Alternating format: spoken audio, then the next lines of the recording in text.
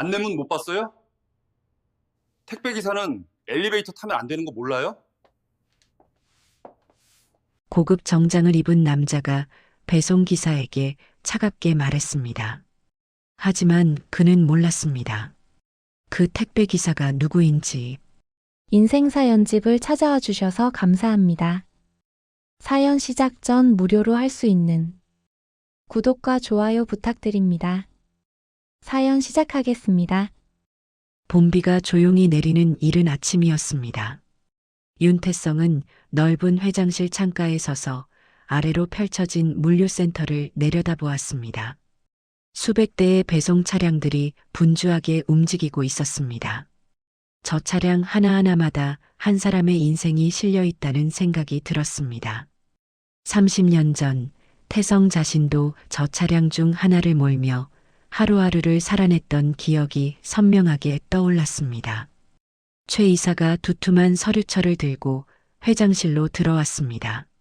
전략기획본부장 자리에 3명의 부장급 인재들이 후보로 올라와 있었습니다. 모두 20년 이상을 회사에 헌신한 베테랑들로 스펙도 화려했고 실적도 흠잡을 데 없는 인물들이었습니다.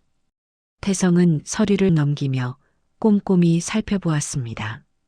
박민호 부장은 최고 매출 기록 보유자였고 이수연 부장은 고객 만족도 1위를 기록하고 있었으며 김영호 부장은 안정적인 실적 관리로 신뢰를 쌓아온 인물이었습니다. 태성은 서류를 덮으며 이번 주 안에 최종 결정을 내리겠다고 말했고 최 이사는 면접 일정을 준비하겠다며 회장실을 나갔습니다. 평범한 월요일 아침이었습니다. 태성은 다시 창밖을 바라보며 지난 세월을 떠올렸습니다. 30년 전 대학 등록금을 벌기 위해 시작한 배달 아르바이트, 작은 오토바이 한 대로 시작했던 그 시절이 아득하게 느껴졌습니다. 새벽부터 밤늦게까지 서울 거리를 누비며 물건을 배달했던 날들이 주마등처럼 지나갔습니다. 손이 꽁꽁 얼어붙는 겨울날도 땀이 비 오듯 쏟아지는 여름날도 쉬지 않고 달렸습니다. 그렇게 번 돈으로 대학을 졸업하고 작은 택배 대리점을 시작했습니다. 처음에는 직원 3명뿐이었지만 성실함과 신뢰로 고객들의 마음을 얻었고 조금씩 사업을 키워나갔습니다. 이제는 전국의 물류망을 갖춘 거대 기업이 되었지만 태성은 지금도 가끔 그때의 초심을 잊지 않으려 애썼습니다. 현장을 직접 방문하고 배송기사들과 이야기를 나누며 그들의 목소리를 듣고자 했습니다. 회사가 커질수록 현장과의 거리가 멀어지는 것을 경계했기 때문이었습니다. 태성에게 현장은 언제나 가장 중요한 곳이었습니다. 그 순간 태성의 휴대전화가 울렸고 화면에 최 이사의 이름이 떴습니다. 평소 침착한 최 이사의 목소리가 아닌 전화기 너머로 떨리는 목소리가 들려왔습니다. 회장님, 큰일 났습니다. 우리 회사 배송기사 한 분이 스스로 목숨을 끊었습니다. 태성은 그 자리에 얼어붙었습니다. 전화기를 든 손이 떨렸고 불길한 예감이 온몸을 휘감았습니다. 최 이사는 정민수 기사가 오늘 아침 자택에서 발견되었고 유서도 있었다고 덧붙였습니다. 태성은 즉시 차를 몰았습니다. 빗길을 달리며 수많은 생각이 머릿속을 스쳐 지나갔습니다. 정민수 기사, 2달 전 현장 점검 때 잠깐 본 적이 있는 젊은 기사였습니다. 밝은 미소로 인사하던 모습이 선명하게 기억났습니다. 목적지는 한 낡은 빌라였습니다. 경찰차 2대가 앞에 세워져 있었고 좁은 복도에는 최 이사와 몇몇 직원들이 침통한 표정으로 서 있었습니다. 태성은 경찰관에게 다가가 유족의 소재를 물었고 경찰관은 어머니 한 분만 계시며 장례식장으로 가셨다고 답했습니다. 경찰관이 투명 봉투에 든 편지 한 장을 건넸고 태성은 떨리는 손으로 편지를 받아들고 천천히 읽기 시작했습니다. 태성은 편지를 읽으며 눈시울이 뜨거워지는 것을 느꼈습니다. 손이 덜덜 떨렸고 30년 전 자신의 모습이 파노라마처럼 펼쳐졌습니다. 대학생 시절 고급 아파트 단지에 배달을 갔던 날이었습니다. 고층 아파트 현관 앞에 짐을 내려놓고 배를 눌렀더니 정장을 입은 중년 남자가 문을 열었습니다. 태성이 공손하게 인사했지만 그 남자는 태성을 위아래로 훑어보더니 대학생이 이런 일이나 하냐며 비웃었습니다. 짐을 확인하지도 않고 현관문 앞에 던지듯 놓으라고 한 뒤 문을 닫아버렸습니다. 자신도 사람인데 왜 이렇게 대하는지 이해할 수 없었습니다. 그날의 기억이 30년이 지난 지금도 생생했습니다. 태성은 유서를 든 채 그 자리에 주저앉았습니다. 정민수 기사가 겪었을 고통이 고스란히 전해져 왔습니다. 30년 전 자신이 느꼈던 그 서러움과 모욕감을 정민수 기사도 매일 겪었을 것이었습니다. 아니, 어쩌면 자신이 겪었던 것보다 훨씬 더 심했을지도 모른다는 생각이 들었습니다. 최 이사가 조심스럽게 태성의 어깨에 손을 얹었고 태성은 천천히 일어났습니다. 장례식장으로 가서 정민수 기사의 어머니를 뵙고 사죄해야 했습니다. 장례식장은 조용했습니다. 빈소 앞에는 정민수 기사의 영정 사진이 놓여 있었습니다. 태성은 영정 앞에 무릎을 꿇고 절을 올렸습니다. 그 순간 한 여인이 빈소 안쪽에서 나왔습니다. 정민수 기사의 어머니였습니다. 회장님이십니까? 태성은 어머니 앞에 무릎을 꿇고 깊이 사죄했습니다. 회사를 경영하는 사람으로서 그리고 과거 같은 길을 걸었던 사람으로서 너무나 죄송했습니다. 어머니는 눈물을 훔치며 아들이 좋은 회사에 다닌다고 자랑스러워했는데 이렇게 될 줄은 몰랐다고 했습니다. 태성은 그날 밤 잠을 이루지 못했습니다. 정민수 기사의 유서가 계속 머릿속을 맴돌며 이런 일이 더 이상 이런 일이 일어나서는 안 된다는 생각이 들었습니다. 회사를 이끌 임원이라면 현장을 존중할 줄 알아야 한다는 확신이 들었습니다. 새벽녘 태성은 진짜 인재를 찾아야 한다고 결심했습니다. 스펙과 실적만으로는 사람의 진짜 모습을 알 수 없다고 다짐했습니다. 약자를 대하는 태도가 그 사람의 진짜 인성을 보여준다는 것을 태성은 누구보다 잘 알고 있었습니다. 장례식을 마친 다음 날 아침, 태성은 일찍 출근했습니다. 밤새 잠을 이루지 못한 탓에 눈가에는 피곤함이 보였지만 태성의 눈빛은 어느 때보다 또렷했습니다. 정민수 기사의 죽음을 헛되이 하지 않겠다는 각오가 서려 있었습니다. 태성은 최 이사를 회장실로 불렀습니다. 최 이사가 들어오자 태성은 단도직입적으로 말을 꺼냈습니다. 이번 임원 선발, 내가 직접 평가하겠네. 최 이사는 고개를 끄덕이며 면접을 직접 보시겠다는 말씀이냐고 물었지만 태성의 대답은 예상을 벗어났습니다. 아니야. 내가 택배기사가 되겠네. 최 이사는 잠시 멈칫했습니다. 회장의 말을 제대로 이해한 것인지 확신이 서지 않았습니다. 태성은 천천히 그러나 단호하게 자신의 계획을 설명하기 시작했습니다. 30년 전 자신이 겪었던 일을 다시 겪어보겠다는 것이었습니다. 그리고 임원 후보들이 배송 기사를 어떻게 대하는지 직접 눈으로 확인하겠다는 것이었습니다. 면접장에서는 누구나 착한 척하지만 택배기사 앞에서는 진짜 모습이 나온다는 것이 태성의 생각이었습니다. 최 이사는 여전히 망설이는 기색이었습니다. 회장의 나이를 생각하면 육체적으로 힘들 것이고 만약 정체가 들키기라도 하면 회사 전체가 곤란한 상황에 처할 수도 있었습니다. 태성은 씁쓸하게 웃으며 대답했습니다. 들키지 않아. 사람들은 택배기사를 안 봐. 그 말에는 깊은 슬픔과 분노가 섞여 있었고 태성은 계속해서 구체적인 계획을 설명했습니다.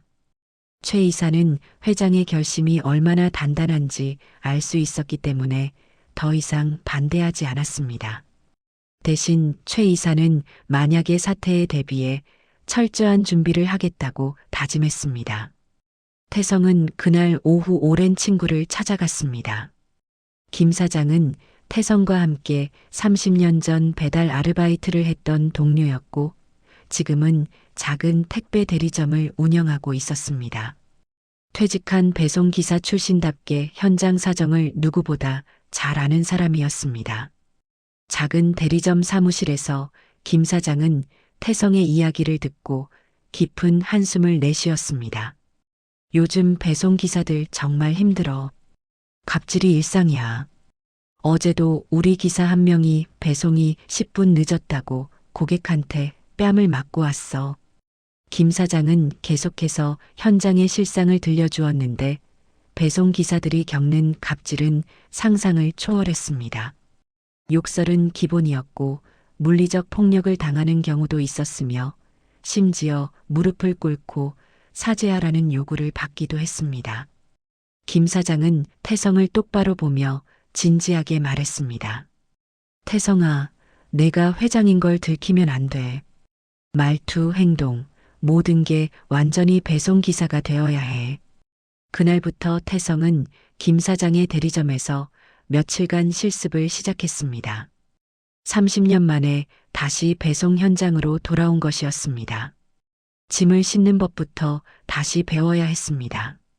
예전과는 달리 이제는 스마트폰 앱으로 배송을 관리했고 고객 응대 방식도 많이 달라져 있었습니다. 태성은 실제 배송 차량의 동승에 현장을 직접 체험했습니다.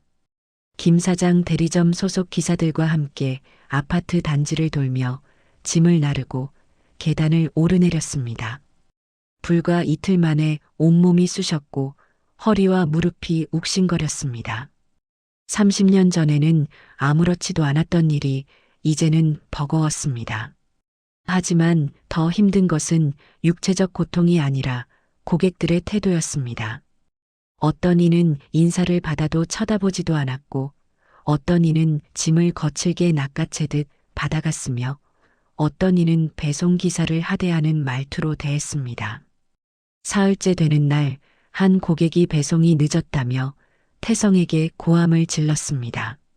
실제로는 약속 시간보다 5분밖에 늦지 않았지만 그 고객은 30분이나 기다렸다며 거짓말을 했습니다. 태성은 고개를 숙이고 사죄했지만 그 고객은 계속해서 모욕적인 말을 쏟아냈습니다. 당신네들은 왜 이렇게 일을 못해요? 월급이나 제대로 받아가는 거예요? 태성은 참았습니다. 이것이 배송기사들이 매일 겪는 현실이었습니다. 정민수 기사도 이런 모욕을 매일 견뎌야 했을 것이었습니다. 실습 마지막 날, 김 사장은 태성에게 마지막 조언을 건넸습니다. 태성아, 마음의 준비해. 무시당하고 모욕받고 짐 취급당하는 거. 그게 현장이야. 30년 전보다 더 심해졌어. 태성은 묵묵히 고개를 끄덕였습니다. 이미 며칠간의 실습으로 충분히 느꼈지만 물러설 수 없었습니다. 30년 전 그때의 마음으로 돌아가겠다고 약자를 존중할 줄 아는 사람, 지위와 상관없이 모든 사람을 인간으로 대하는 사람, 그런 사람이 회사를 이끌어야 한다는 확신이 들었습니다. 실습을 마치고 돌아온 태성은 강비서를 불러 구체적인 계획을 지시했습니다. 엘리베이터 점검 일정을 조율하고 인성평가를 위한 상황을 준비하고 은밀하게 영상을 촬영할 수 있는 장치를 마련했습니다. 모든 것이 치밀하게 계획되어야 했습니다. 주말 동안 태성은 배송기사 복장을 준비했습니다.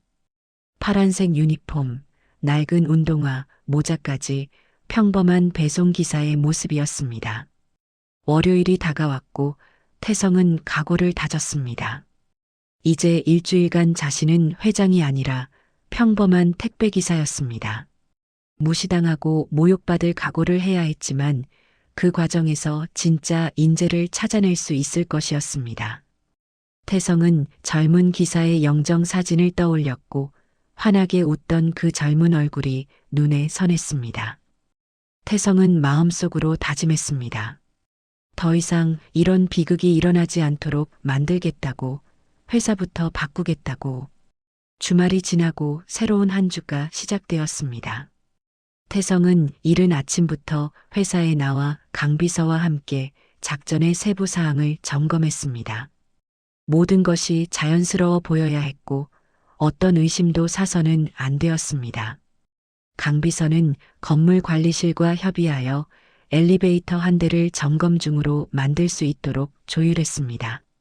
남은 한 대에는 직원 전용이라는 안내문을 붙이고 택배기사는 계단을 이용하라는 문구도 추가했습니다. 실제로 많은 건물에서 시행하는 규칙이었기에 자연스러웠습니다. 촬영 장비도 준비해야 했습니다. 태성의 유니폼에는 작은 카메라가 내장될 예정이었고 복도 곳곳에도 은밀하게 카메라를 설치하기로 했습니다. 모든 상황이 증거로 남아야 했습니다. 나중에 임원 발표 자리에서 보여줄 자료가 필요했기 때문입니다. 하지만 준비 과정은 생각보다 복잡했습니다. 회장이 일주일간 자리를 비운다는 것 자체가 쉬운 일이 아니었습니다. 중요한 회의들을 미루거나 다른 임원들에게 위임해야 했고 외부 약속들도 조정해야 했습니다. 최 이사는 회장이 갑작스럽게 해외 출장을 간다는 명목으로 일정을 정리했습니다. 태성은 몇 번이나 거울 앞에서 배송기사 복장을 입고 벗기를 반복했습니다. 낡은 운동화, 파란색 유니폼, 모자까지 착용하면 확실히 평범한 배송기사의 모습이었습니다. 하지만 뭔가 어색했습니다. 30년 동안 고급 양복만 입고 살았던 탓인지 이 복장이 낯설게 느껴졌습니다. 복장뿐만 아니라 말투도 연습해야 했습니다. 회장으로서의 권위 있는 말투가 아니라 조심스럽고 공손한 말투로 바꿔야 했습니다. 30년간 익숙해진 말투를 바꾸는 것은 쉽지 않았습니다. 화요일 저녁 태성은 집에서 가족들에게 일주일간 해외 출장을 간다고 말했습니다. 아내는 갑작스러운 출장에 의아해했지만 깊이 묻지 않았습니다. 오랜 세월 함께 살아온 터라 남편이 중요한 일이 있을 때는 혼자만의 시간이 필요하다는 것을 알고 있었습니다. 태성은 서재에 앉아 젊은 택배기사의 유서를 다시 읽었습니다. 복사본이었지만 한 글자 한 글자가 가슴을 찔렀습니다. 사람 취급을 받지 못했다는 그 문장이 계속 머릿속을 맴돌았습니다. 수요일 추가 실습이 필요했기에 다시 김 사장의 대리점을 찾았습니다. 특히 고객들의 갑질 상황에 대처하는 법을 더 배워야 했습니다. 김 사장은 태성에게 실제 상황들을 자세히 설명해 주었습니다. 엘리베이터 거부당했을 때는 어떻게 대응해야 하는지, 고객이 화를 낼 때는 어떤 자세를 취해야 하는지, 물건이 파손되었을 때는 어떻게 사과해야 하는지 하나하나 알려주었습니다. 가장 중요한 것은 절대 맞대응하지 않는 것이었습니다. 어떤 모욕을 당해도 참고 고개를 숙여야 했습니다. 태성은 실제 배송 차량에 다시 동승했습니다. 이번에는 고층 아파트 단지를 집중적으로 돌았습니다. 본사 건물이 40층이었기에 비슷한 환경에 적응해야 했습니다. 무거운 짐을 들고 계단을 오르는 연습을 반복했습니다. 한층 올라갈 때마다 숨이 차올랐고 다리가 후들거렸습니다. 어느 아파트에서 태성은 30층까지 20kg 짐을 들고 올라가야 했습니다. 엘리베이터가 고장났다는 안내문이 붙어 있었습니다. 태성은 계단을 오르기 시작했고 10층을 지나자 땀이 흘러내렸고 20층을 지나자 온몸이 비명을 질렀습니다. 30층에 도착했을 때는 그 자리에 주저앉고 싶었습니다. 고객은 문을 열고 짐을 받아가면서 한마디 덧붙였습니다. 왜 이렇게 늦게 왔어요?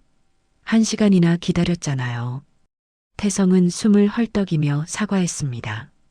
고객은 짜증스러운 표정으로 문을 닫았고 태성은 한참 동안 복도에 서서 숨을 고르며 생각했습니다.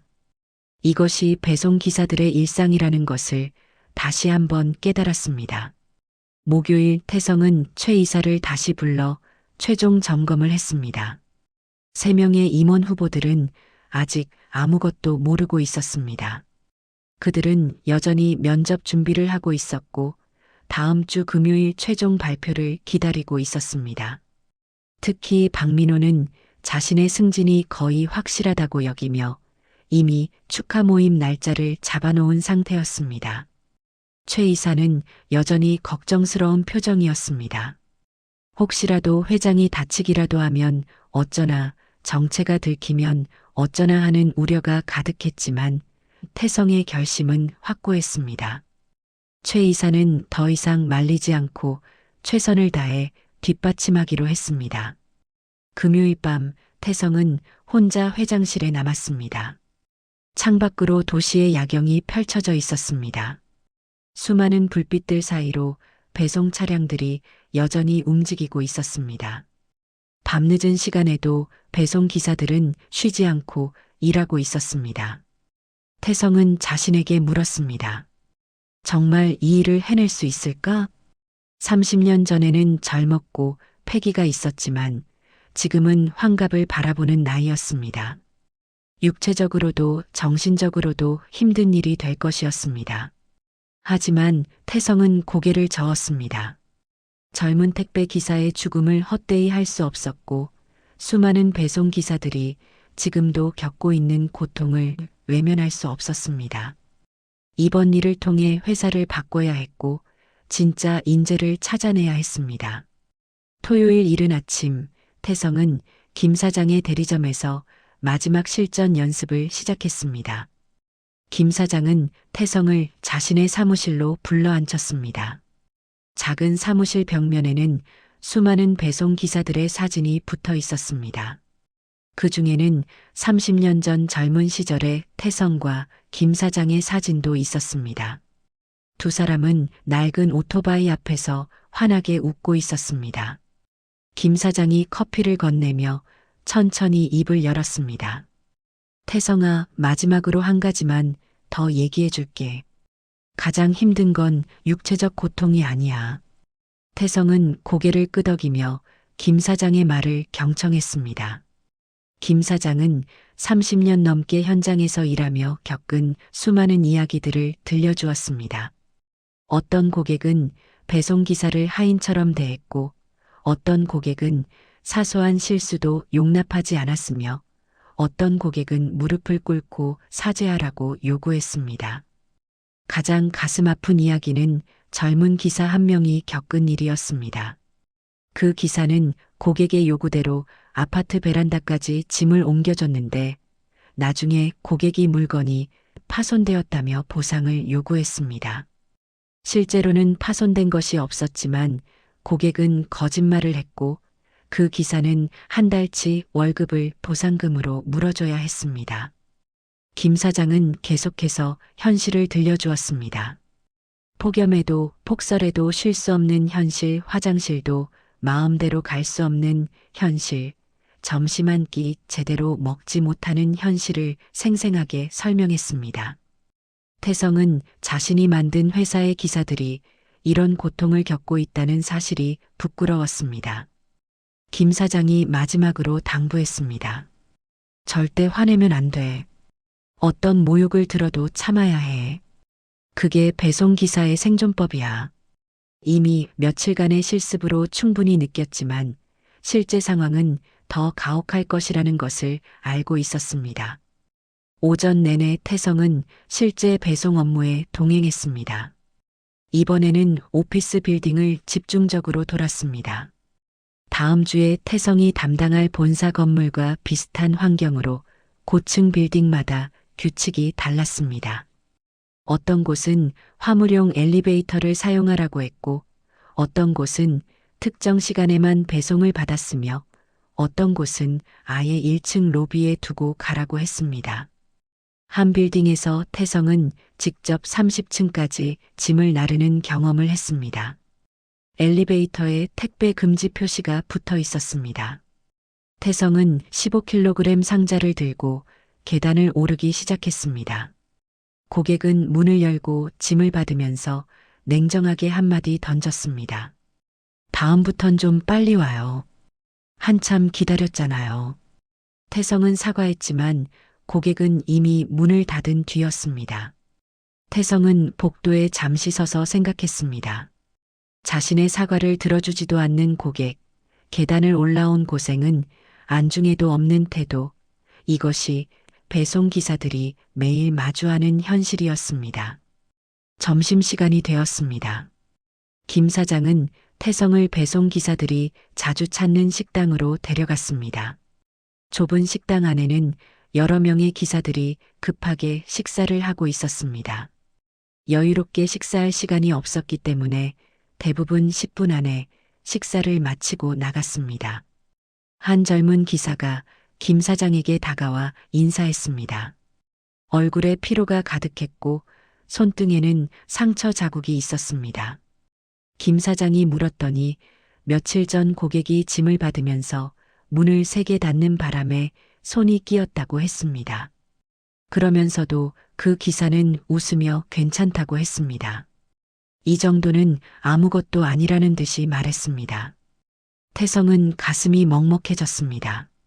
저렇게 다쳐도 쉴 수 없는 현실, 다친 손으로도 무거운 짐을 날라야 하는 현실이 너무나 가혹하게 느껴졌습니다. 오후에는 고객 응대 상황을 집중적으로 연습했습니다. 김 사장이 까다로운 고객 역할을 하고 태성이 배송기사 역할을 하며 연습을 진행했습니다. 고객이 화를 낼 때 어떻게 대응해야 하는지, 물건이 파손되었을 때 어떻게 사과해야 하는지, 배송이 늦었을 때 어떻게 변명해야 하는지 반복해서 연습했습니다. 김 사장은 일부러 모욕적인 말을 쏟아냈습니다. 태성이 제대로 대응할 수 있는지 시험하기 위해서였습니다. 태성은 처음에는 본능적으로 반박하고 싶었지만 꾹 참았습니다. 고개를 숙이고 사과하는 연습을 반복했습니다. 저녁 무렵 김 사장은 태성에게 마지막 조언을 건넸습니다. 태성아, 명심해. 배송기사한테 가장 중요한 건 인내야. 어떤 모욕을 당해도 어떤 부당한 대우를 받아도 참아야 해. 그게 이 일을 계속할 수 있는 유일한 방법이야. 태성은 고개를 끄덕이며 김 사장의 손을 꽉 잡았습니다. 30년 전 함께 배달 일을 하며 꿈을 키웠던 동료, 지금도 현장을 지키며 후배들을 돌보는 친구에게 깊은 감사를 느꼈습니다. 일요일 태성은 마지막 준비를 했습니다. 유니폼을 다시 한번 점검하고 운동화 끈을 단단히 묶었습니다. 강비서에게 연락해 월요일 아침 일정을 최종 확인했습니다. 엘리베이터는 월요일 오전부터 점검 중이 될 예정이었고 택배 물량도 준비되어 있었습니다. 태성은 거울 앞에 섰습니다. 파란색 유니폼을 입은 자신의 모습은 30년 전 그때와 똑같았습니다. 다만 얼굴에는 세월의 흔적이 깊게 새겨져 있었습니다. 태성은 거울 속 자신에게 말했습니다. 이제 시작이라고, 일주일만 견디면 된다고 다짐했습니다. 월요일 새벽 5시 태성은 잠에서 깼고 긴장감에 더 이상 잠을 잘 수 없었습니다. 샤워를 하고 유니폼을 입었습니다. 이제 나는 윤태성 회장이 아니야. 평범한 배송 기사야. 월요일 아침 7시 태성은 본사 건물 뒷문으로 들어섰습니다. 평소 회장 전용 승강기를 이용하던 정문이 아니라 배송 기사들이 드나드는 뒷문이었습니다. 경비원도 태성을 알아보지 못했습니다. 그저 평범한 배송 기사 중 한 명으로 보일 뿐이었습니다. 태성은 내심 안도의 한숨을 쉬었습니다. 계획의 첫 단계가 성공한 것이었습니다. 강비서가 미리 준비해둔 배송 카트와 짐들이 1층 로비 한쪽에 놓여 있었습니다. 총 5개의 상자였고 그중 3개는 38층부터 40층까지 각각 박민호, 이수연, 김영호에게 배송해야 하는 물건들이었습니다. 태성은 카트에 짐을 싣고 엘리베이터 쪽으로 향했습니다. 엘리베이터 2대 중 한 대에는 점검 중이라는 표시가 붙어 있었습니다. 남은 한 대 앞에는 직원 전용이라는 안내문이 선명하게 붙어 있었고 그 아래에는 택배 기사는 계단을 이용하라는 문구가 추가되어 있었습니다. 강비서가 건물 관리실과 협의하여 만든 상황이었습니다. 태성은 손목시계를 확인했습니다. 곧 출근 시간이라 직원들이 몰려들 시간이었습니다. 태성은 40층까지 가야 하는 20kg짜리 상자를 카트에서 내려들어 올렸습니다. 무게가 어깨를 짓눌렀지만 지난 일주일간의 훈련 덕분에 견딜만 했습니다. 1층 로비가 점점 붐비기 시작했습니다. 정장을 차려입은 직원들이 하나둘씩 엘리베이터 앞에 모여들었습니다. 태성은 짐을 든 채 엘리베이터 옆에 조심스럽게 섰습니다. 출근하는 직원들 중 누구도 태성을 쳐다보지 않았습니다. 마치 투명인간처럼 그들의 시선은 태성을 스쳐 지나갔습니다. 그 순간 박민호가 로비로 들어섰습니다. 고급 수트를 말끔하게 차려입은 박민호는 당당한 걸음으로 엘리베이터 쪽으로 다가왔습니다. 얼굴에는 자신감이 넘쳤고 손에는 명품 서류 가방을 들고 있었습니다. 박민호는 엘리베이터 버튼을 누르고 기다렸습니다. 그의 시선은 핸드폰 화면에 고정되어 있었고 주변을 전혀 의식하지 않는 듯 했습니다. 태성은 심호흡을 했습니다. 이제 첫 번째 테스트가 시작되는 순간이었습니다.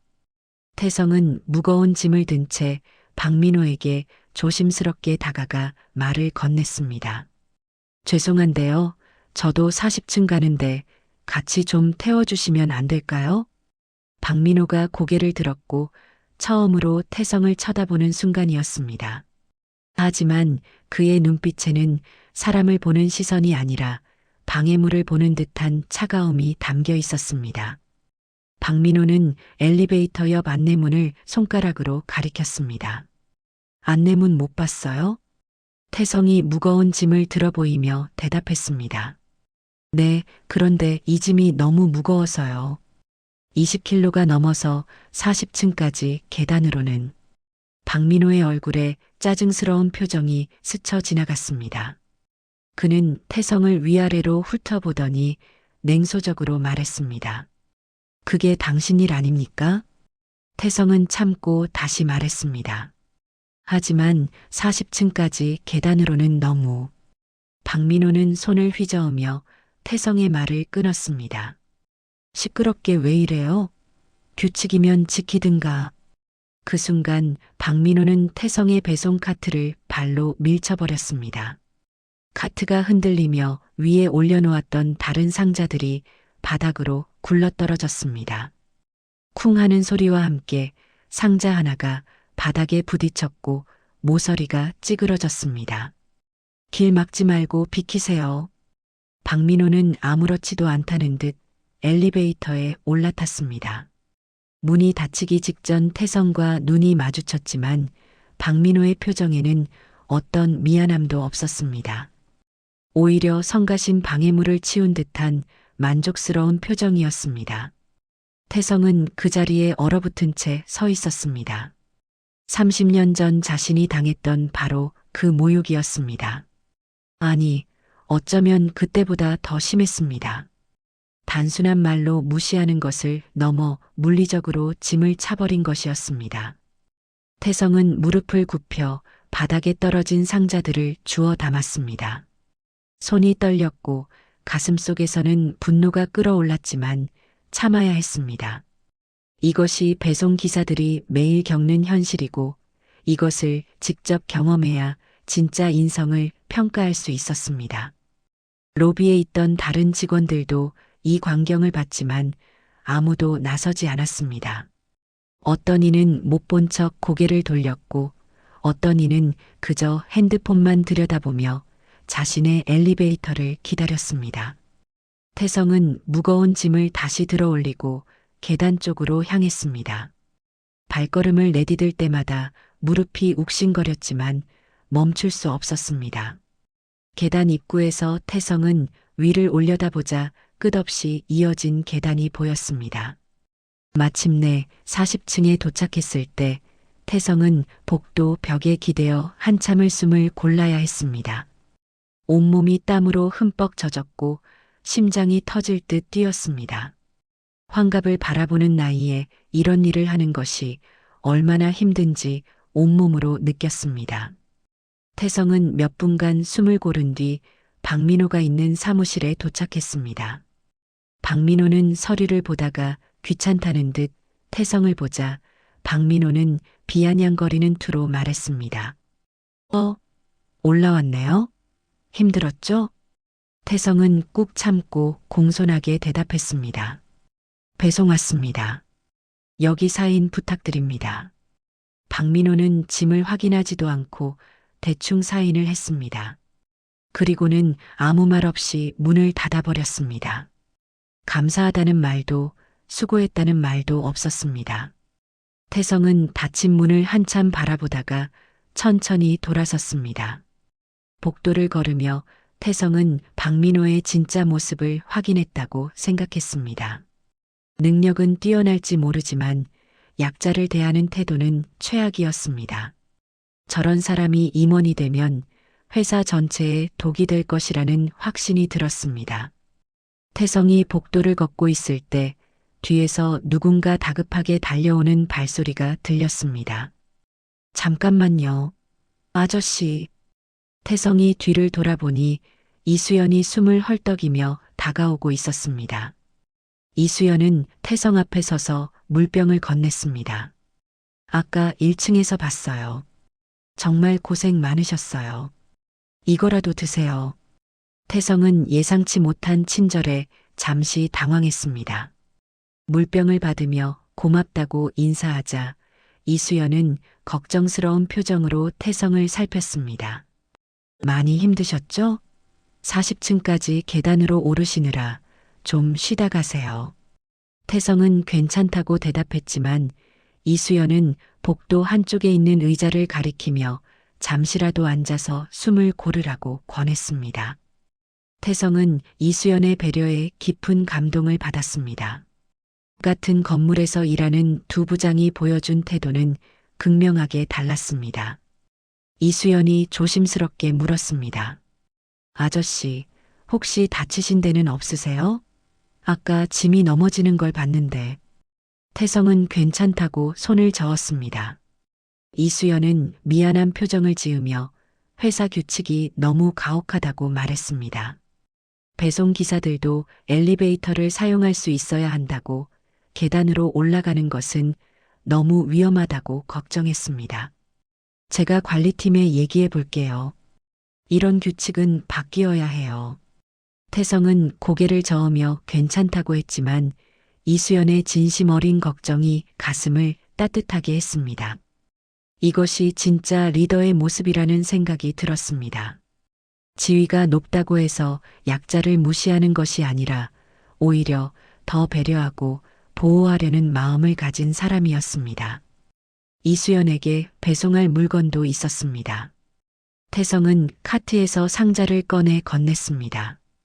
이수연은 상자를 받으며 다시 한번 감사하다고 인사했습니다. 그리고는 오늘 하루 조심해서 일하라는 당부와 함께 자신의 사무실로 들어갔습니다. 태성은 복도에 잠시 서서 물을 마시며 생각에 잠겼습니다. 한 사람은 짐을 발로 차고 모욕했고 다른 한 사람은 물을 건네며 걱정해 주었습니다. 같은 상황에서 완전히 다른 반응을 보인 것이었습니다. 이것이 바로 태성이 확인하고 싶었던 것이었습니다. 태성은 38층 김영호에게도 배송을 해야 했습니다. 계단으로 2층을 내려가 김영호의 사무실을 찾았고 김영호가 다가오며 짐을 확인하고 담담하게 사인을 한 뒤 수고하라는 말만 남기고 문을 닫았습니다. 특별히 친절하지도 특별히 무례하지도 않은 평범한 반응이었습니다. 태성은 김영호의 반응을 머릿속에 기록했습니다. 나쁘지는 않지만 특별히 인상적이지도 않았습니다. 이수연처럼 적극적으로 배려하지도 않았고 박민호처럼 모욕하지도 않는 중립적인 태도였습니다. 태성은 다시 1층으로 내려가야 했습니다. 40층에서 1층까지 계단으로 내려가는 것도 쉬운 일이 아니었습니다. 무릎에 부담이 가고 발목이 아팠만 이것도 배송기사들의 일상이라는 것을 태성은 알고 있었습니다. 1층에 도착한 태성은 강비서가 준비해둔 다른 배송 물건들을 확인했습니다. 오전 내내 건물 곳곳으로 배송을 다니며 태성은 다양한 사람들을 만났습니다. 어떤 직원은 친절하게 감사하다고 인사했고 어떤 직원은 무표정하게 짐만 받아갔으며 어떤 직원은 배송이 늦었다며 불평했습니다. 점심시간이 되었습니다. 태성은 건물 뒤편 작은 공간에서 김밥 한 줄로 끼니를 때웠습니다. 다른 배송 기사들도 그 공간에서 급하게 식사를 하고 있었습니다. 한 젊은 기사가 태성 옆에 앉으며 인사하며 오늘 이 건물에 처음 왔냐고 물었습니다. 태성은 그렇다고 대답했고 젊은 기사는 이 건물은 괜찮은 편이라고 말했습니다. 어떤 건물은 배송기사를 아예 건물 안으로 못 들어가게 하고 1층에서만 물건을 받는다고 했습니다. 젊은 기사는 계속해서 현장의 이야기를 들려주었습니다. 며칠 전에는 고객이 물건이 파손되었다며 보상을 요구했는데 실제로는 멀쩡했다고 했습니다. 하지만 고객이 워낙 강하게 나오는 바람에 결국 사과하고 새 제품으로 교환해줘야 했다고 했습니다. 자신의 잘못이 아닌데도 고개를 숙여야 하는 것이 가장 힘들다고 토로했습니다. 태성은 젊은 기사의 이야기를 들으며 가슴이 아팠습니다. 오후에도 태성은 계속해서 건물을 오르내리며 배송을 했습니다. 한 번 더 40층까지 올라가야 하는 상황이 생겼고 태성은 다시 무거운 짐을 들고 계단을 오르기 시작했습니다. 30층을 지나 다시 올라가는데 위에서 누군가 내려오는 발소리가 들렸습니다. 이수연이었습니다. 이수연은 태성을 보더니 깜짝 놀라며 달려왔습니다. 아저씨, 괜찮으세요? 얼굴이 창백하신데. 태성은 괜찮다고 손을 저었지만 이수연은 태성의 짐을 보더니 자신이 들겠다고 했습니다. 태성이 사양했지만 이수연은 이미 짐의 한쪽을 들어 올리고 있었습니다. 같이 가요. 제가 도와드릴게요. 결국 두 사람은 함께 40층까지 올라갔습니다. 이수연은 중간중간 태성을 배려하며 천천히 걸었고 힘들면 언제든 쉬자고 말했습니다. 40층에 도착했을 때 이수연은 다시 한번 물병을 건네며 조심해서 일하라고 당부했습니다. 태성은 이수연의 뒷모습을 보며 확신했습니다. 이 사람이야말로 진짜 리더의 자질을 가진 사람이라고 생각했습니다. 능력도 중요하지만 더 중요한 것은 사람을 대하는 태도였습니다. 약자를 배려하고 존중하는 마음이 진짜 리더를 만드는 것이었습니다. 하루가 끝나갈 무렵 태성은 지친 몸을 이끌고 건물을 나섰습니다. 온몸이 쑤셨고 다리는 후들거렸지만 오늘 하루 동안 확인한 것들이 너무나 명확했습니다. 박민호는 절대 임원이 될 수 없는 사람이었고 이수연은 회사를 이끌 자격이 충분한 사람이었습니다. 태성은 차에 올라타 한참을 그 자리에 앉아 있었습니다. 택배기사들이 매일 이런 고통을 겪었다는 것이 너무나 가슴 아팠습니다. 이제 일주일의 절반도 지나지 않았습니다. 앞으로 더 많은 시험이 기다리고 있었지만 태성은 끝까지 해낼 것이었습니다. 화요일 아침 태성은 어제보다 더 일찍 건물에 도착했습니다. 온몸이 쑤시고 아팠지만 참아야 했습니다. 근육통으로 잠을 설쳤고 아침에 일어날 때도 몸이 제대로 움직여주지 않았습니다. 거울을 보니 어제보다 얼굴이 더 피곤해 보였지만 이제 겨우 이틀째였습니다. 강비서가 1층 로비에서 태성을 기다리고 있었습니다. 오늘의 배송 물량이 준비되어 있었고 그 중 하나는 의도적으로 상자가 찢어져 있었습니다. 두 번째 시험을 위한 준비였습니다. 강비서는 조심스럽게 태성에게 괜찮으시냐고 물었지만 태성은 고개를 끄덕이며 괜찮다고 대답했습니다. 찢어진 상자는 박민호에게 배송할 물건이었습니다. 상자의 한쪽 모서리가 크게 찢어져 있었지만 내용물은 전혀 손상되지 않았습니다. 태성은 그 상자를 확인하고 카트에 실었습니다. 어제와 달리 오늘은 점검이 끝났기에 엘리베이터를 사용할 수 있었습니다. 오전 시간 태성은 찢어진 상자를 들고 박민호의 사무실로 향했습니다. 복도를 걸으며 태성은 마음의 준비를 했습니다. 박민호가 어떤 반응을 보일지 충분히 예상할 수 있었습니다. 어제의 태도를 보면 오늘은 더 심할 것이 분명했습니다. 태성은 박민호의 사무실을 찾아가자 사무실 안쪽에서는 들어오라는 목소리가 들렸습니다. 박민호는 책상에 앉아 서류를 보다가 태성이 찢어진 상자를 들고 있는 것을 보자 박민호의 표정이 굳어졌습니다. 죄송합니다. 배송 중에 상자가 좀 찢어졌는데 내용물은 확인했고 멀쩡합니다. 태성이 조심스럽게 말했지만 박민호는 이미 얼굴이 붉어지고 있었습니다. 박민호는 의자를 박차고 일어나 태성에게 다가와 상자를 확인하더니 화를 내기 시작했습니다. 이게 뭡니까? 이렇게 찢어진 걸 가져와요? 태성은 상자를 열어 보이며 내용물은 괜찮다고 설명하려 했습니다. 하지만 박민호는 들으려 하지도 않고 상자를 태성의 손에서 빼앗아 바닥에 내던졌습니다. 쿵 하는 소리와 함께 상자가 바닥에 떨어졌습니다.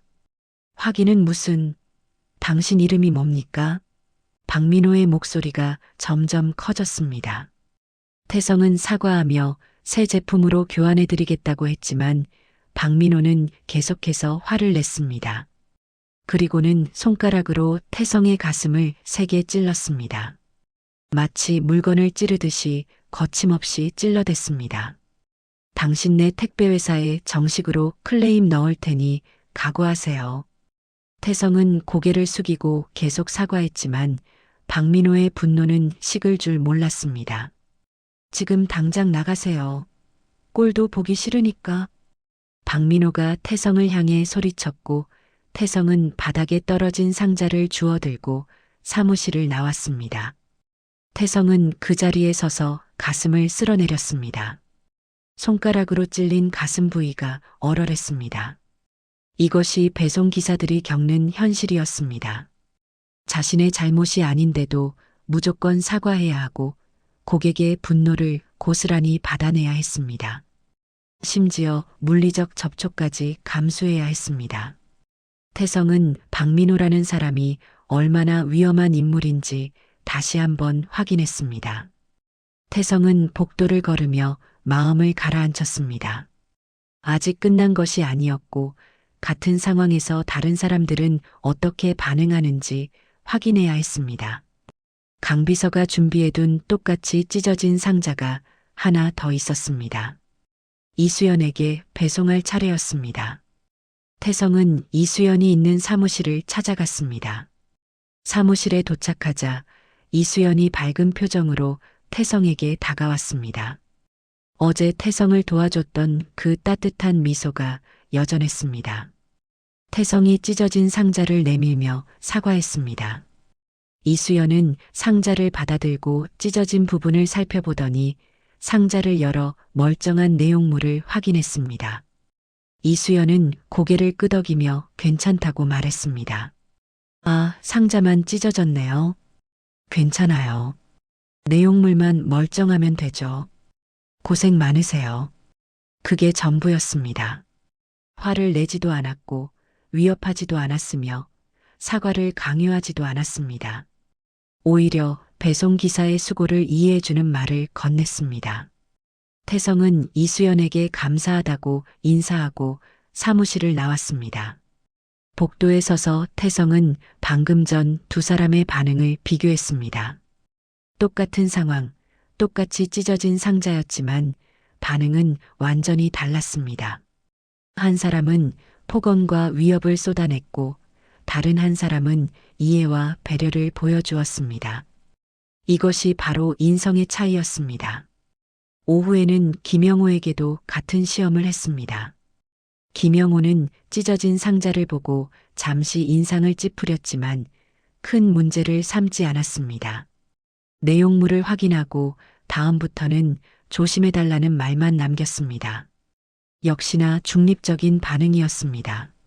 나쁘지는 않지만 특별히 인상적이지도 않았습니다. 태성은 하루 종일 다른 배송 업무도 계속했습니다. 건물 곳곳을 다니며 여러 직원들을 만났습니다. 대부분은 평범하게 짐을 받아갔지만 몇몇은 사소한 것에도 불평을 늘어놓았습니다. 배송이 5분 늦었다고, 상자에 먼지가 묻었다고, 포장이 마음에 안 든다고 불만을 표현했습니다.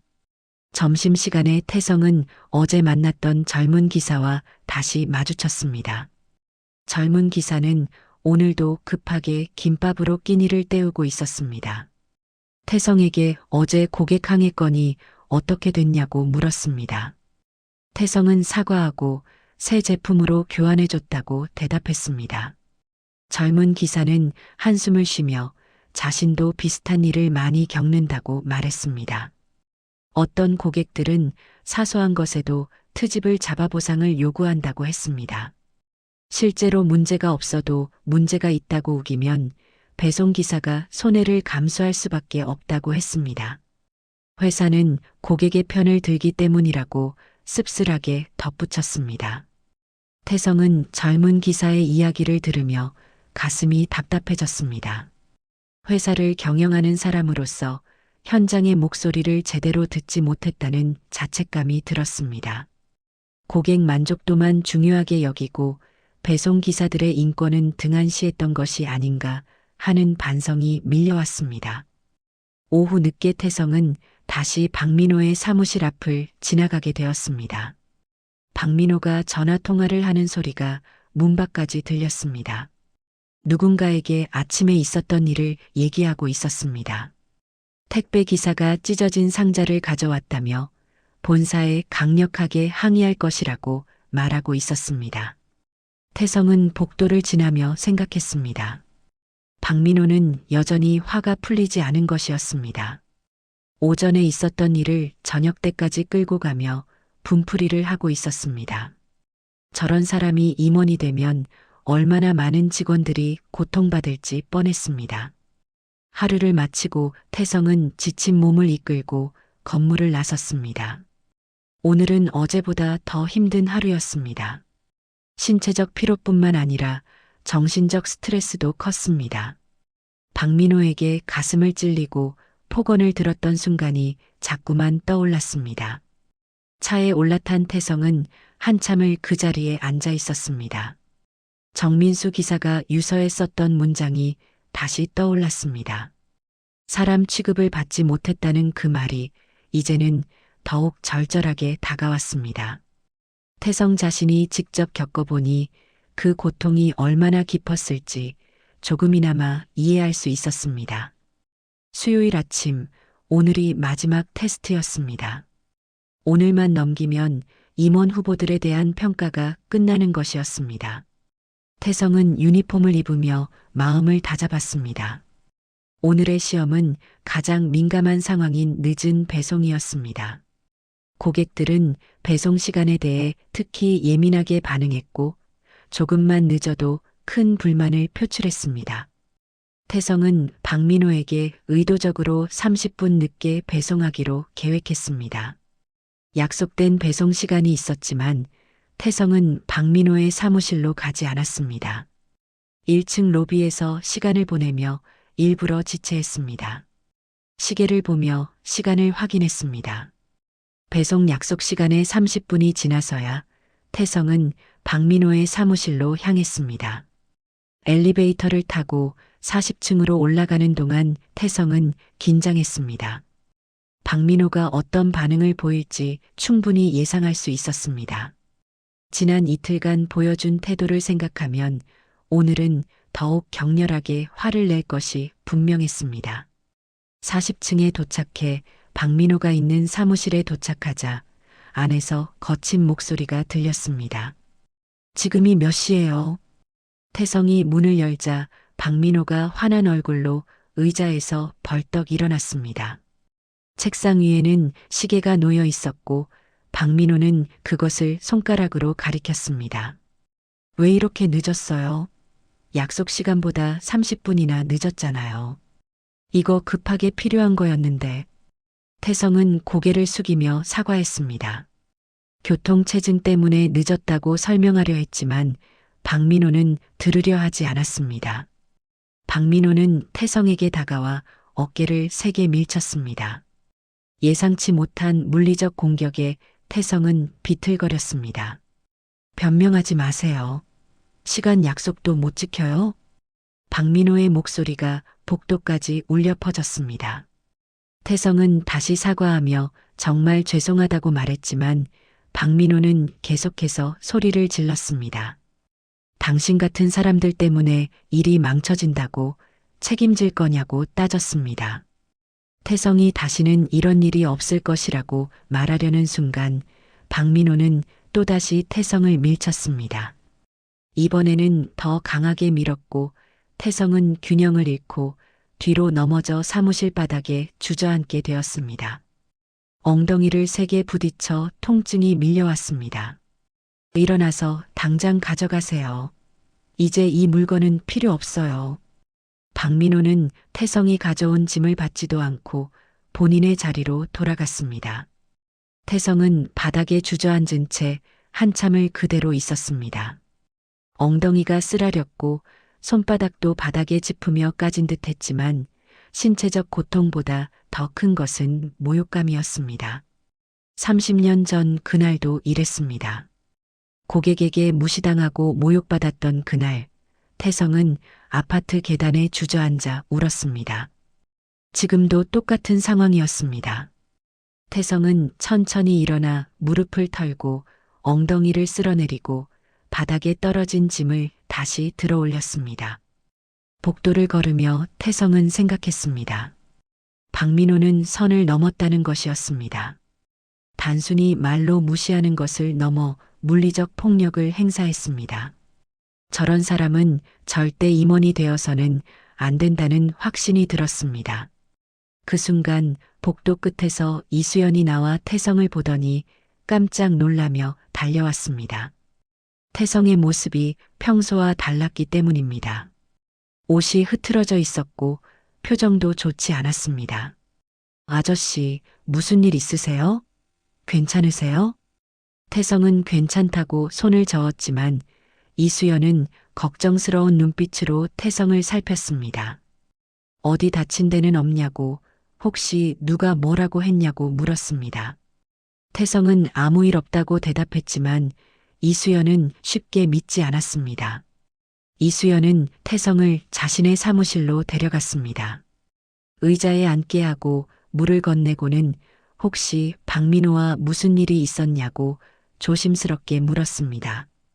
목소리가 들렸다고, 박민호가 누군가에게 소리를 지르는 것 같았다고 말했습니다. 태성은 고개를 저으며 별일 아니라고 했지만 이수연은 미안한 표정을 지으며 박민호의 성격이 원래 급하다고 말했습니다. 그래도 사람한테 그렇게 대하면 안 된다고 자신이 나중에 박민호에게 얘기해 보겠다고 덧붙였습니다. 태성은 괜찮다고 말리며 이수연에게도 배송할 물건을 전달했습니다. 이수연에게도 의도적으로 30분 늦게 가져온 것이었습니다. 태성은 짐을 건네며 늦어서 죄송하다고 사과했습니다. 이수연은 시계를 보더니 고개를 저었습니다. 괜찮아요. 교통체증 심했죠? 천천히 오셔도 됐는데. 다치지는 않으셨어요? 오히려 배송기사를 걱정하는 말이었습니다. 늦은 것에 대해 화를 내기는커녕 무사히 도착한 것을 다행으로 여기는 태도였습니다. 태성은 이수연에게 감사하다고 인사하고 사무실을 나왔습니다. 복도를 걸으며 태성은 다시 한번 두 사람의 차이를 실감했습니다. 똑같이 30분 늦은 배송이었지만 한 사람은 폭력을 행사했고 다른 한 사람은 걱정을 해주었습니다. 이것이 진짜 인성평가의 진정한 목적이었습니다. 오후에는 김영호에게도 늦은 배송을 했습니다. 김영호는 시계를 보고 약간 인상을 찌푸렸지만 큰 문제를 삼지 않았습니다. 다음부터는 시간 맞춰달라는 말만 하고 짐을 받아갔습니다. 역시나 무난한 반응이었습니다. 오후 내내 태성은 계속해서 다른 배송 업무를 처리했습니다. 하루를 마치고 태성은 1층 로비에서 강비서를 만났습니다. 강비서는 태성의 피곤한 모습을 보고 걱정스러워했습니다. 오늘 있었던 일을 간단히 보고받은 강비서는 박민호가 너무 심하게 나갔다고 분노했습니다. 회장을 밀쳐 넘어뜨린 것은 용납할 수 없는 일이라고 했지만 태성은 차분하게 말했습니다. 이것이 바로 확인하고 싶었던 것이라고 박민호의 진짜 모습을 똑똑히 봤다고 말했습니다. 강비서에게 모든 상황이 제대로 녹화되었는지 확인하라고 지시했습니다. 금요일 발표 때 보여줄 자료가 필요했습니다. 차에 올라탄 태성은 거울을 보았고 지친 자신의 얼굴이 비쳤습니다. 3일간의 경험이 얼마나 힘들었는지 얼굴에 그대로 드러나 있었지만 동시에 뿌듯함도 느껴졌습니다. 수많은 배송 기사들을 위해 해야 할 일을 하고 있다는 확신이 들었습니다. 남은 이틀은 추가 관찰 기간이었습니다. 특별한 시험은 없이 일상적인 배송 업무를 하며 임원 후보들의 평소 태도를 지켜보기로 했습니다. 하지만 이미 결론은 명확했습니다. 박민호는 탈락이었고 이수연이 가장 적합한 후보였습니다. 태성은 시동을 걸며 생각했습니다. 이제 곧 진실을 밝힐 시간이 다가온다고, 그리고 정의가 실현될 것이라고 마음먹었습니다. 약자를 짓밟는 사람은 결코 회사를 이끌 수 없다는 원칙을 보여줄 것이었습니다. 금요일 오후 2시 본사 대회의실에는 긴장감이 흘렀습니다. 임원 승진 최종 발표를 위한 이사회가 열리는 날이었습니다. 박민호, 이수연, 김영호 3명의 부장이 회의실 앞 대기실에서 차례를 기다리고 있었습니다. 박민호는 자신만만한 표정으로 서류를 검토하고 있었고 이수연은 조용히 창밖을 바라보고 있었으며 김영호는 긴장한 듯 손을 계속 비비고 있었습니다. 박민호는 속으로 확신하고 있었습니다. 20년간 쌓아온 최고 실적, 완벽한 업무 능력, 누가 봐도 자신이 선택될 것이 분명했습니다. 이미 마음속으로는 축하 모임 계획까지 세워두었습니다. 승진 후 첫 행보로 무엇을 할지, 어떤 변화를 만들어낼지 구상하고 있었습니다. 회의실 안에서는 최 이사와 강 비서가 마지막 준비를 하고 있었습니다. 대형 스크린이 설치되어 있었고 프로젝터가 준비되어 있었습니다. 일주일간 촬영한 영상들이 모두 편집되어 준비되어 있었습니다. 최 이사는 강 비서에게 회장이 곧 도착할 것이라고 말했습니다. 오후가 되었고 회의실 문이 열리자 3명의 부장이 차례로 들어왔습니다. 넓은 타원형 테이블 한쪽에 3개의 의자가 놓여 있었고 그들은 그곳에 앉았습니다. 박민호는 여유로운 표정이었고 이수연은 침착했으며 김영호는 여전히 긴장한 모습이었습니다. 최 이사가 회의실 앞에 서서 곧 회장이 입장할 것이라고 말했습니다. 3명의 부장은 회장석을 바라보며 기다렸습니다. 박민호는 이미 승진 인사를 어떻게 할지 머릿속으로 연습하고 있었습니다. 회의실 문이 다시 열렸습니다. 그리고 정장을 입은 회장이 들어와 준비된 자리에 앉으며 입을 열었습니다. 지난 일주일간 택배기사로 위장하여 3사람을 관찰했네. 업무 능력과 실적만으로는 진짜 인재를 알 수 없기에 직접 현장에서 확인했지. 태성이 최 이사에게 고개를 끄덕이자 회의실이 어두워지고 대형 스크린에 영상이 재생되기 시작했습니다. 월요일 아침 엘리베이터 앞 장면이었습니다. 박민호가 택배 카트를 발로 차는 모습이 선명하게 나왔습니다. 짐이 바닥에 굴러떨어지는 소리, 박민호의 거만한 표정, 모든 것이 고화질로 담겨 있었습니다. 택배 기사는 엘리베이터 타면 안 되는 거 몰라요? 박민호의 목소리가 회의실에 울려 퍼졌습니다. 스크린 속 박민호는 냉소적으로 웃으며 엘리베이터에 올라탔고 태성은 무거운 짐을 들고 계단으로 향했습니다. 이어서 이수연이 나타나 짐을 나눠 들고 함께 계단을 오르는 장면이 재생되었습니다. 40층까지 올라가며 중간중간 쉬자고 배려하는 이수연의 모습이 대비되어 보였습니다. 다음은 화요일 찢어진 상자 장면이었습니다. 박민호가 상자를 바닥에 내던지는 장면, 손가락으로 태성의 가슴을 찌르는 장면이 나왔습니다. 박민호는 고개를 떨구고 테이블을 내려다보고 있었습니다. 얼굴은 이미 붉어져 있었고 이마에는 땀이 맺혀 있었습니다. 영상은 계속되었습니다. 수요일 늦은 배송 장면이 재생되었습니다. 박민호가 태성의 어깨를 밀치는 장면, 그리고 다시 한 번 더 강하게 밀쳐 태성이 복도 바닥에 넘어지는 장면이 나왔습니다. 회의실은 침묵에 휩싸였습니다. 영상이 끝나고 불이 다시 켜지자 박민호는 두 손으로 얼굴을 가리고 있었습니다. 이수연은 침착하게 앉아 있었고 김영호는 충격받은 표정으로 박민호를 바라보고 있었습니다. 태성은 박민호를 똑바로 바라보았고 박민호는 고개를 들지 못하고 있었습니다. 태성은 천천히 그러나 단호하게 말하기 시작했습니다. 박민호의 능력은 인정한다고 20년간 최고 실적을 낸 것은 대단한 일이라고 말했습니다. 하지만 사람을 대하는 태도는 최악이라고, 약자를 무시하고 모욕하는 사람은 리더가 될 수 없다고 선언했습니다. 박민호가 고개를 들으며 떨리는 목소리로 변명하기 시작했습니다. 회장님, 저는 몰랐습니다. 회장님인 줄 알았으면. 태성이 박민호의 말을 끊었습니다. 바로 그거네. 회장인 줄 알았으면 달랐다? 그게 문제지. 회의실은 다시 조용해졌습니다. 태성은 정민수 기사의 이야기를 꺼냈습니다. 일주일 전 회사 배송 기사 한 명이 스스로 목숨을 끊었다고 3명의 부장 모두 놀란 표정이었습니다.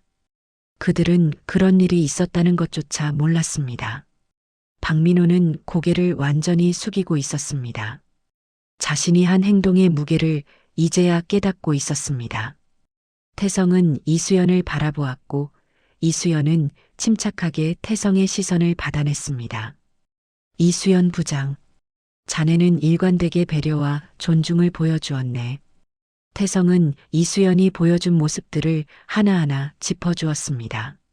짐을 나눠 들고 계단을 함께 오른 것, 물을 건네준 것, 찢어진 상자를 이해해 준 것, 늦은 배송에도 걱정해 준 것을 모두 기억하고 있었습니다. 그것이 진짜 리더의 모습이라고, 지위가 아니라 사람됨이 리더를 만든다고 말했습니다. 태성은 최종 결정을 발표했습니다. 전략기획본부장에 이수연 부장을 임명하겠네. 이수연은 놀란 표정으로 태성을 바라보았습니다. 예상하지 못했다는 듯 잠시 말을 잇지 못했습니다. 태성은 이수연에게 축하한다고 말했습니다. 김영호는 박수를 쳤고 최 이사와 강 비서도 함께 박수를 쳤습니다. 박민호는 여전히 고개를 숙인 채 손으로 얼굴을 가리고 미동도 하지 않았습니다. 자신이 꿈꾸던 자리가 눈앞에서 사라지는 순간이었습니다. 20년간 쌓아온 모든 것이 일주일간의 행동으로 무너진 것이었습니다. 회의가 끝난 후 박민호는 회의실을 나서지 못하고 자리에 남아 있었습니다. 이수연과 김영호가 먼저 나갔고 최 이사와 강 비서도 자리를 떴습니다. 회의실에는 태성과 박민호만 남았고 박민호는 여전히 고개를 들지 못하고 있었습니다. 테이블 위에 놓인 두 손은 떨리고 있었고 호흡은 가빠져 있었습니다. 태성은 조용히 박민호를 바라보았습니다. 분노보다는 안타까움이 더 컸습니다. 능력 있는 인재가 잘못된 가치관으로 스스로를 망치는 모습이 애석했습니다. 태성은 자리에서 일어나 창가로 걸어갔습니다. 아래로 배송 차량들이 보였습니다. 오늘도 수많은 배송 기사들이 묵묵히 일하고 있었습니다. 박민호가 떨리는 목소리로 입을 열었습니다. 회장님, 제게 한 번만 더 기회를. 태성은 창밖을 바라보며 대답했습니다. 기회는 이미 주었다고, 일주일 내내 매 순간 선택할 기회가 있었다고 말했습니다.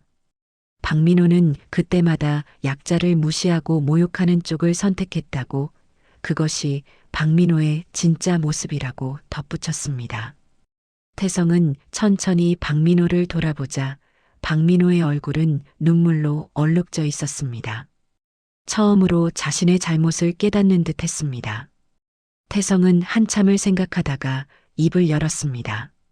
6개월간 배송센터로 가라고, 현장 배송 기사들과 함께 일하라고 지시했습니다. 매일 계단을 오르고 무거운 짐을 들고 무시당하고 모욕받는 그 일을 직접 겪어보라고 말했습니다. 그 후에 다시 평가하겠다고 덧붙였습니다. 박민호는 고개를 들어 태성을 바라보았습니다. 눈빛에는 놀라움과 감사함이 섞여 있었습니다. 완전히 해고될 줄 알았는데 기회를 준다는 것이었습니다.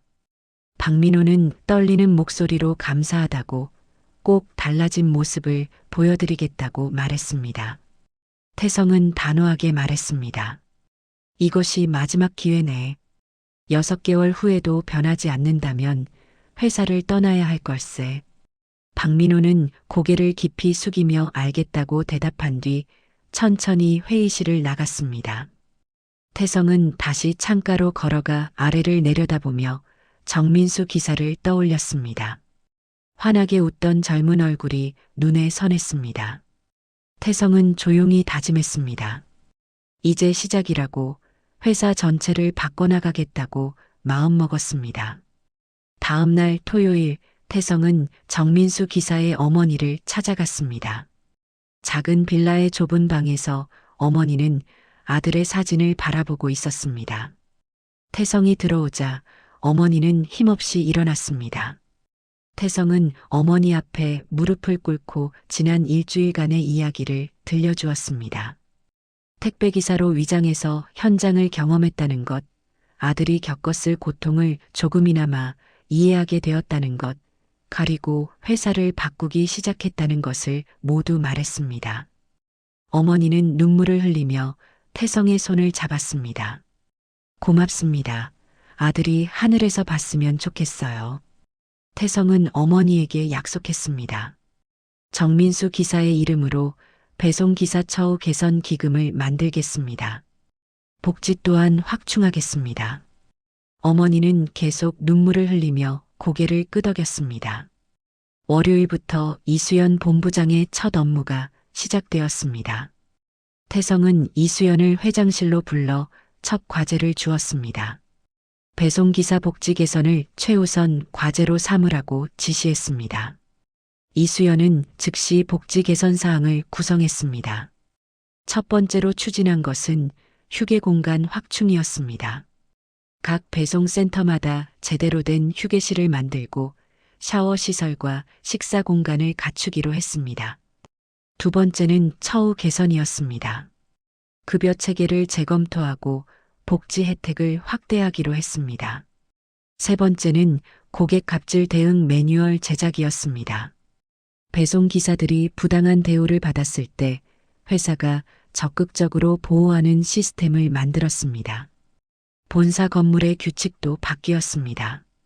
택배기사도 엘리베이터를 자유롭게 사용할 수 있도록 변경되었습니다. 건물 관리실에서는 처음에는 반대했지만 태성의 강력한 의지로 관철되었습니다. 첫날 한 배송기사가 엘리베이터를 타자 다른 직원들이 자연스럽게 자리를 내어주었습니다. 한 달이 지나고 박민호는 배송센터에서 일하고 있었습니다. 처음에는 힘들어했지만 점차 적응해 갔습니다. 매일 무거운 짐을 나르고 계단을 오르내리며 배송기사들의 고충을 몸소 체험했습니다. 고객들에게 무시당하고 모욕받는 상황도 직접 겪었습니다. 어느 날 한 고객이 박민호에게 배송이 늦었다며 고함을 질렀습니다. 박민호는 예전 같았으면 화를 냈을 상황이었지만 이제는 달랐습니다. 고개를 숙이고 정중하게 사과했습니다. 그리고 그 순간 자신이 예전에 택배 기사들에게 얼마나 가혹하게 대했는지 뼈저리게 깨달았습니다. 석 달이 지난 뒤 박민호는 많이 달라져 있었습니다. 얼굴은 햇볕에 그을렸고 살이 빠졌지만 눈빛은 예전보다 온화해졌습니다. 배송센터 동료들과도 친해졌고 그들의 이야기를 진심으로 들어주었습니다.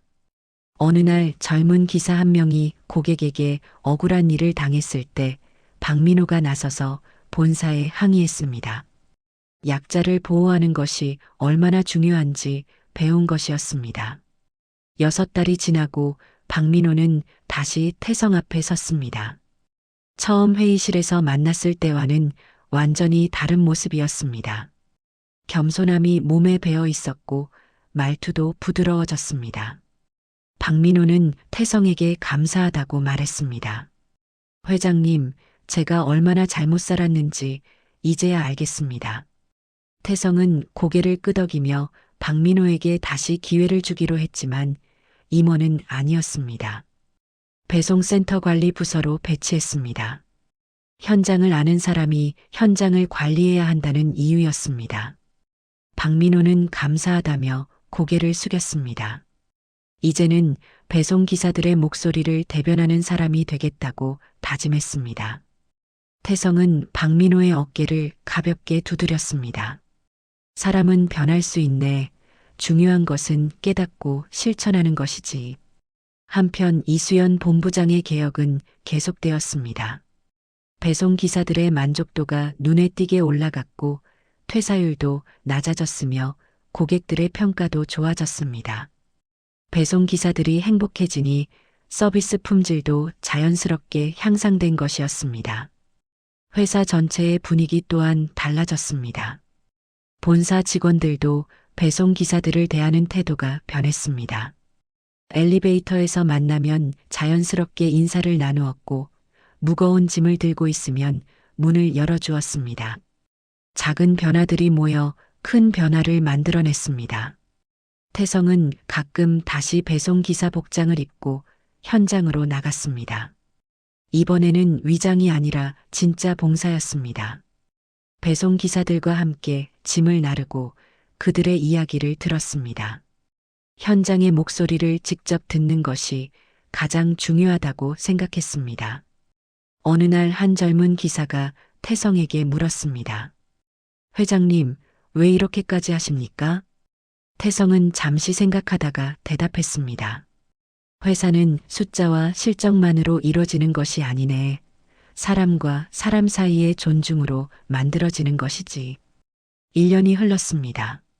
태성의 회사는 놀라운 변화를 겪고 있었습니다. 배송기사 복지 개선이 본격적으로 추진되면서 업계 전체가 주목하기 시작했습니다. 각 배송센터마다 새로 지어진 휴게실에는 샤워 시설과 식당이 갖춰져 있었고 여름에는 시원한 에어컨인 겨울에는 따뜻한 난방이 돌아갔습니다. 이수연 본부장이 주도한 개혁은 단순히 시설 개선에 그치지 않았습니다. 배송기사들의 급여 체계가 전면 개편되었고 야간 수당과 위험 수당이 신설되었습니다. 의료보험과 산재보험도 강화되었고 자녀 학자금 지원 제도까지 마련되었습니다. 무엇보다 중요한 것은 고객 갑질 대응 시스템이었습니다.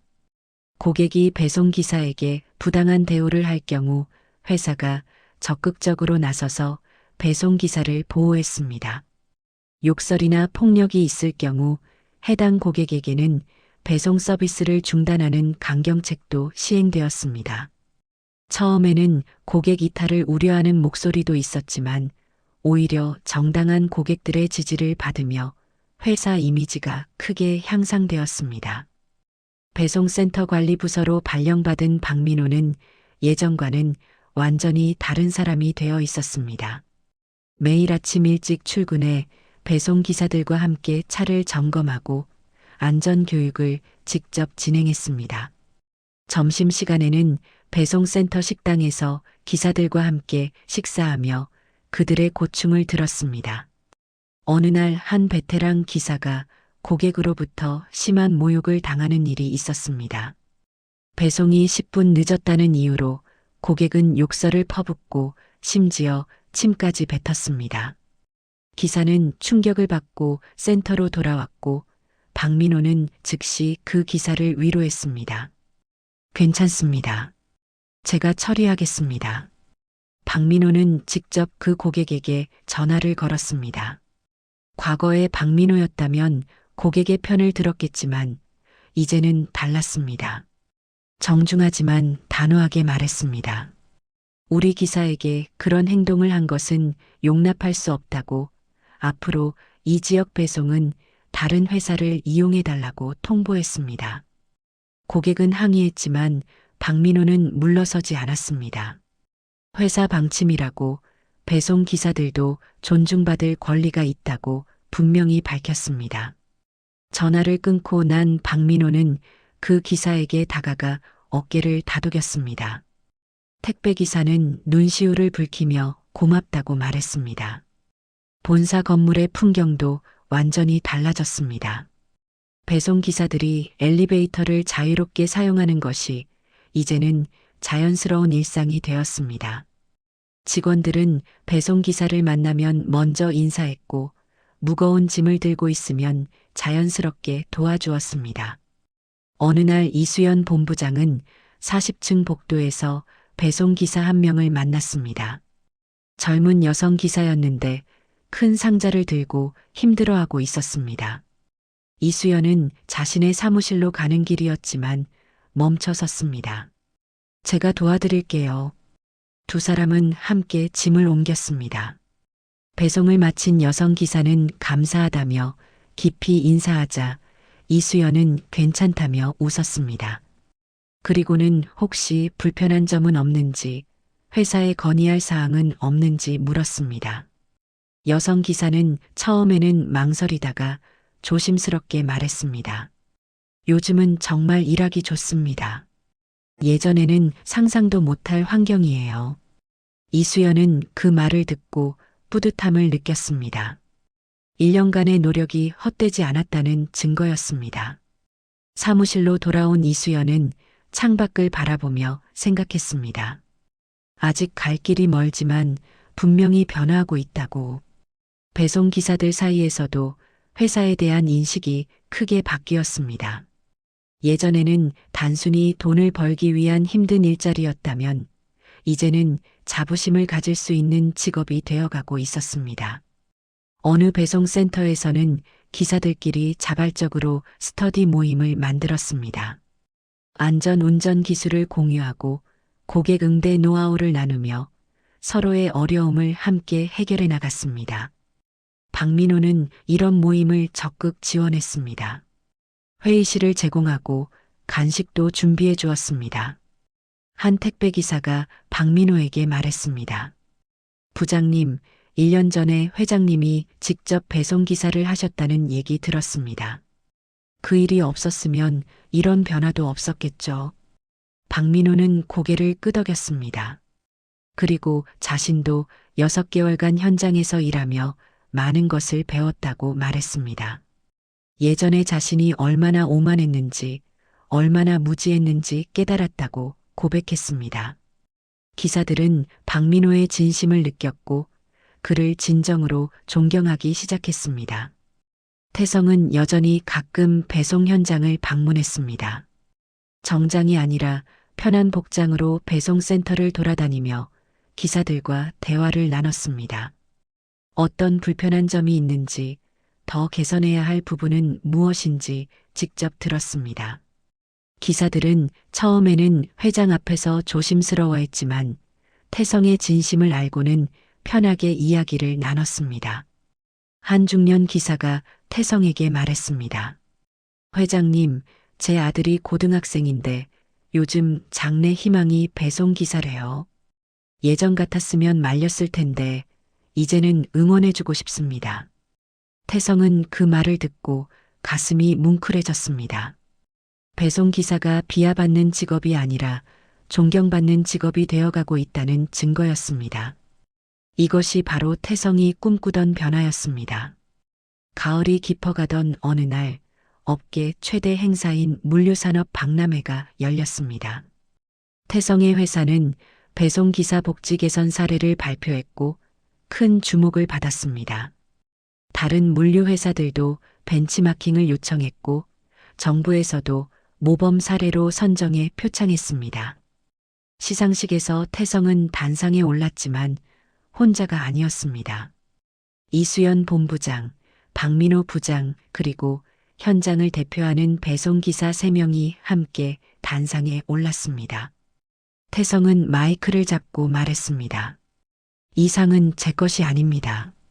현장에서 묵묵히 일하는 모든 배송기사들의 것입니다. 객석에서 큰 박수가 터져 나왔고 태성은 계속해서 말했습니다. 1년 전 한 배송기사의 죽음이 이 모든 변화의 시작이었습니다. 정민수 기사를 기억해 주세요. 객석은 조용해졌고 많은 사람들이 고개를 숙였습니다. 시상식이 끝나고 돌아오는 차 안에서 태성은 창밖을 바라보며 조용히 다짐했습니다.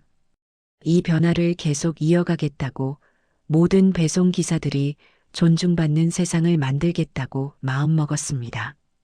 정민수 기사가 세상을 떠난 지 정확히 1년이 되는 날이었습니다. 가을 햇살이 따스하게 내리쬐는 오후, 태성은 정민수 기사의 묘역을 찾았습니다. 이수연 본부장, 박민호 부장, 최 이사, 강비서, 그리고 수십 명의 배송기사들이 함께했습니다. 작은 추모식이었지만 진심 어린 마음들이 모인 자리였습니다. 묘비 앞에는 정민수 기사의 사진이 놓여 있었습니다. 여전히 환하게 웃고 있는 젊은 얼굴이었습니다. 태성은 무릎을 꿇고 절을 올렸고 다른 사람들도 차례로 절을 올리며 묵념했습니다. 바람이 불어와 나뭇잎을 흔들리며 마치 정민수 기사가 하늘에서 내려다보는 것 같았습니다. 정민수 기사의 어머니가 천천히 다가왔습니다. 1년 전보다 훨씬 더 나이 들어 보였지만 표정만큼은 조금 평온해 보였습니다. 태성이 일어나 어머니께 인사하자 어머니는 태성의 손을 꼭 잡았습니다. 회장님, 우리 아들이 회사가 이렇게 달라진 것을 하늘에서 봤을 겁니다. 어머니의 목소리는 떨렸지만 눈물은 흘리지 않았고 오히려 감사하다는 표정이었습니다. 추모식 후 태성은 배송기사들과 함께 식사 자리를 마련했습니다. 화려한 식당이 아니라 배송기사들이 자주 가는 평범한 식당이었습니다. 좁은 공간에 둘러앉아 함께 식사하며 이야기를 나눴습니다. 태성은 정장이 아니라 편한 옷차림으로 그들과 자연스럽게 어울렸습니다. 한 젊은 기사가 조심스럽게 물었습니다. 회장님, 1년 전 직접 배송기사를 하셨을 때 가장 힘든 점이 뭐였습니까? 태성은 잠시 생각하다가 대답했습니다. 육체적 고통보다 더 힘든 것은 무시당하는 느낌이었고 투명인간처럼 존재가 없어지는 그 모욕감이 가장 견디기 힘들었지. 기사들은 고개를 끄덕이며 공감했습니다. 자신들도 매일 그런 기분을 느낀다고 했지만 이제는 많이 달라졌다고 덧붙였습니다. 예전처럼 무시당하는 일이 줄어들었고 회사가 자신들을 보호해준다는 믿음이 생겼다고 말했습니다. 한 택배기사는 이제는 자부심을 가지고 일할 수 있다고 했습니다. 태성은 그 말을 듣고 뿌듯함을 느꼈습니다. 식사를 마치고 돌아오는 길, 태성은 혼자 다시 배송센터를 들렀습니다. 저녁 무렵이라 대부분의 기사들은 배송을 나간 상태였습니다. 텅 빈 주차장에는 내일 배송할 화물들이 정리되어 있었습니다. 태성은 천천히 센터를 둘러보며 새로 지어진 휴게실로 들어갔습니다. 깨끗한 샤워실, 편안한 소파, 따뜻한 식사를 할 수 있는 공간이 갖춰져 있었습니다. 벽면에는 배송 기사들의 사진들이 붙어 있었고 그 중 하나에는 정민수 기사의 사진도 있었습니다. 우리가 기억하는 동료라는 제목 아래 정민수의 환한 미소가 있었습니다. 태성은 그 사진 앞에 한참을 서 있었습니다. 정민수 기사에게 조용히 말을 건넸습니다. 내가 스스로에게 한 약속을 지켰네.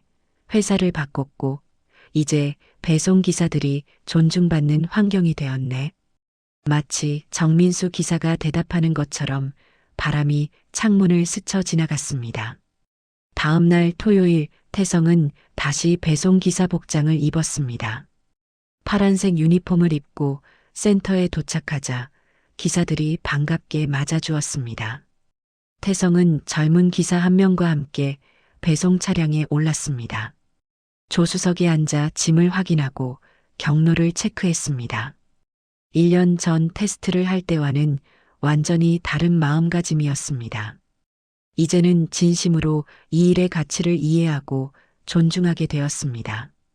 첫 번째 배송지는 고층 아파트였습니다. 함께 짐을 들고 엘리베이터를 탔습니다. 엘리베이터 안에서 다른 주민들이 자연스럽게 인사했습니다. 고생 많으세요. 태성은 1년 전과 비교하며 세상이 조금씩 변하고 있다는 것을 느꼈습니다. 오후 내내 여러 곳을 다니며 배송했습니다. 어떤 고객은 감사하다며 음료수를 건네기도 했고 어떤 고객은 더운데 고생한다며 걱정해주기도 했습니다. 물론 여전히 무뚝뚝한 고객도 있었고 불평하는 고객도 있었지만 전반적으로 배송기사들을 대하는 사회의 시선이 달라지고 있다는 것을 확인할 수 있었습니다. 해가 지고 하루 일과가 끝났습니다. 배송센터로 돌아와 차량을 정리하고 오늘의 배송 기록을 마무리했습니다. 함께 일했던 젊은 기사가 태성에게 말했습니다. 회장님, 오늘 정말 감사했습니다. 회장님이 저희 일을 이렇게 소중하게 생각해 주시는 게 큰 힘이 됩니다. 태성은 고개를 저으며 대답했습니다. 오히려 자신이 배우는 것이 더 많다고 현장에서 일하는 사람들이야말로 회사의 진짜 주인이라고 말했습니다. 저녁 무렵 태성은 본사 40층 회장실로 돌아왔습니다. 태성은 생각했습니다. 진짜 리더십이란 무엇인가를 되새겼습니다. 높은 자리에서 지시만 내리는 것이 아니라 현장을 이해하고 약자를 보호하는 것이 진짜 리더십이라는 확신이 들었습니다. 그리고 그것은 면접장이나 회의실이 아니라 현장에서만 증명될 수 있다는 진리를 다시 한번 깨달았습니다. 책상 위에는 정민수 기사의 사진이 액자에 담겨 놓여 있었습니다. 태성은 그 사진을 들어 바라보았습니다. 1년 전 그날 정민수의 유서를 읽으며 결심했던 모든 것들이 떠올랐습니다. 회사를 바꾸겠다고, 배송기사들이 존중받는 환경을 만들겠다고 다짐했던 그날이 생생했습니다. 완벽하지는 않지만 분명히 변화했습니다. 배송기사들이 웃으며 일하고 자부심을 가지고 일할 수 있는 환경이 만들어졌습니다. 이수연 본부장과 박민호 부장, 그리고 수많은 직원들이 함께 노력한 결과였습니다. 태성은 정민수의 사진에 대고 조용히 말했습니다. 고맙네. 자네가 남긴 메시지가 많은 것을 바꿨어. 이제 당신 같은 슬픔이 반복되지 않도록 계속 노력겠네. 창밖으로 별들이 하나둘씩 떠오르고 있었습니다. 태성은 내일도 현장을 방문하기로 마음먹었습니다. 회장실이 아니라 현장에 답이 있다는 것을 이제는 확실히 알고 있었습니다. 회장실에 불이 꺼지고 태성은 퇴근했지만 아래 배송센터의 불은 여전히 밝게 켜져 있었습니다. 내일도 배송기사들은 새벽부터 일을 시작할 것이었습니다. 그리고 태성도 그들과 함께할 것이었습니다. 30년 전 배달기사로 시작했던 그때처럼 지금도 여전히 현장과 함께하는 리더로 남을 것이었습니다. 끝까지 영상을 시청해 주셔서 감사합니다. 오늘의 사연이 당신의 하루에 작은 위로가 되었다면 구독과 좋아요, 댓글로 마음을 나눠주세요. 서로 얼굴은 모르지만 이곳에서만큼은 같은 이야기를 듣고 마음을 나누는 이웃이라 생각하겠습니다. 다음 영상에서 인사드리겠습니다.